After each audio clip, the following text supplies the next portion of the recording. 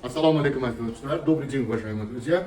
Наш очередной пациент с сахарным диабетом болеет в течение 8 лет. К сожалению, в течение 8 лет, то есть 8 yil davomida sahranный диабет, bemori ko'z nuridan xalos qilgan. Demak, ko'z ko'rmaydi.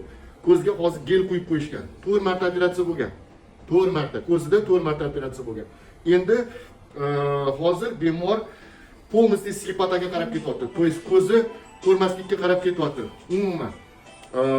Hozir bizni endi единственный yo'l, demak, ko'z doktori ham, oftalmolog ham aytganki, qandli diabetdan qutulsang, ko'zingdagi nurni qancha bir saqlab qolish imkoniyati bor. Saqlab qolish. Bu qaytadan tiklash emas, saqlab qolish, ko'zini ko'rmasligini, ko'r bo'lib qolmasligi uchun, ya'ni slipota. Если пациент избавится от сахарного диабета, он может как бы сохранить свое зрение, хотя бы то, что есть у него, то, что осталось. Так, пациент получает все виды сахароснижающих препаратов, инсулин, таблетки, даже принимал азепик в свое время, но, к сожалению, сахара не снижались. Сейчас он обратился к нам для хирургического лечения сахарного диабета второго типа. Мы сейчас планируем оперативное лечение. Давайте, уважаемые друзья, уважаемые диабетики, значит, сахарный диабет в первую очередь поражает почки, в вторую очередь поражает глаза и нижние конечности, то есть oyoqlarni, ko'zni, buyrakni birinchi o'rinda поражение qiladi. Поражение deganda qanaqa? Ko'proq ta'sir qiladi.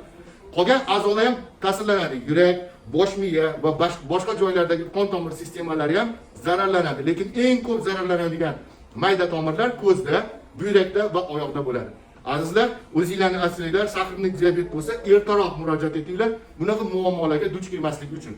Mana hozirgi kunda oftalmologlarni очередini ko'radigan bo'lsangiz, 80% kasallar qandli diabet bilan kasallar. Lekin oftalmolog lecheniya qilaveradi.